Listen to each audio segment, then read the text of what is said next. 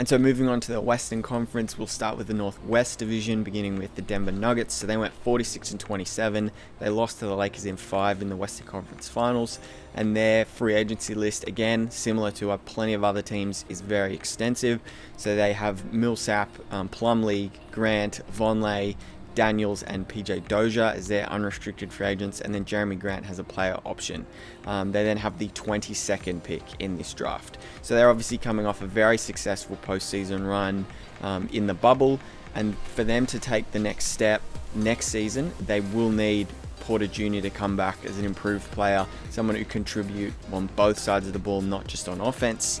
I think the 3 guys they should look to re-sign out of that list that I just gave off: Jeremy Grant, if he opts out, re-sign him. They need to make sure they re-sign Torrey Craig, and then if they can get him on a cheaper deal, Millsap is also a good guy that they can bring back. They should look to take the best available player with the 22nd pick, but a guy I think they should really focus in on is Tyler Bay out of Colorado. So he's a guard forward that can do it all. I think he'll be a really nice piece in their team that they can hold on to should they pull the trigger on a Beal or Drew Holiday trade. So having a guy like Bay still on the roster gives you that youth and gives you something to build off. He's a really good shooter. He can do it all. Averaged 14 points, 9 rebounds, 1.5 assists, 1.5 steals as well, just under 1.5 blocks, not to mention his shooting. So he shot 53% from the field and 42% from deep. So definitely a player that will only help the Denver Nuggets. The Oklahoma City Thunder, they went 44-28. They lost in the first round to Houston in 7 games. They have Gallinari, Andre Robertson, and Nerlens Noel, all unrestricted. And then they have Mike Muscala as with a player option. They then have the 25th pick in the draft. So this offseason, they'll probably just look to ship off a few of their more established players and really start the rebuilding process. That includes Chris Paul, that includes Steven Adams. You want to then build around SGA, Lucia Dort, and then Darius Baisley. And funny enough, Chris Paul's name has been in the news, with OKC in talks with the Phoenix Suns about a potential deal. So if anything is to go down then, expect it to be next week when the draft occurs as a draft night deal.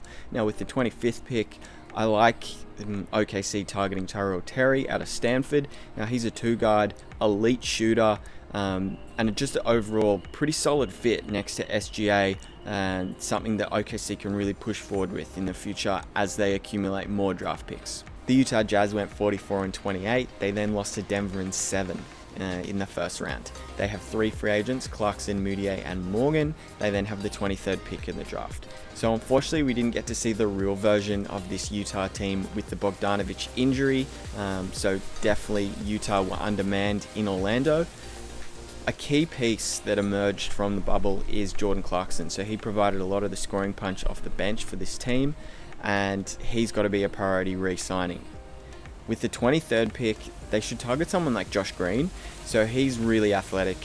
His agility is actually phenomenal, and he can come in and contribute defensively right away.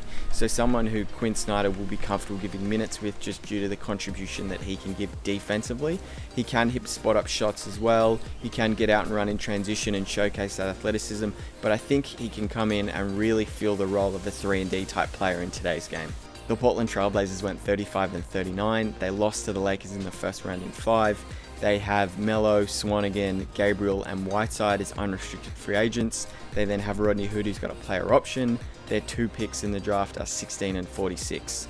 So they should probably look to re-sign Gabriel and Melo, who were good contributors for the team. The return of both Rodney Hood with injury and Trevor Ariza, who missed the bubble due to personal injuries, will be a big boost. What the team does need is Anthony Simons and Zach Collins to take another step in their play. That will obviously really lift Portland as a whole. With the 16th pick, I'd be targeting a backup big man for the minutes that Nurk isn't on the floor. Obviously, Whiteside's going to leave. He'll just command too much money. So Portland need to think ahead there and look to target a big man with that 16th pick. The Minnesota Timberwolves went 19-45. They didn't make the playoffs. They have Hernan Gomez, Turner, and Beasley all as unrestricted free agents. James Johnson then has a player option, and they then have the 1st, 17th, and 33rd pick in this draft. So priority one has to be re-signing Beasley. Since coming across from Denver in that mid-season trade, he's showed he can be a starting two-guard in the league, so you've got to make sure he's on the team for the foreseeable future. Then it comes down to what they do with number one. So they probably have the option to trade back, and that could be with Charlotte. Charlotte are desperate to get James Wiseman, and if they're worried that Golden State could take him at 2, they'll be willing to jump him and take the number 1 pick.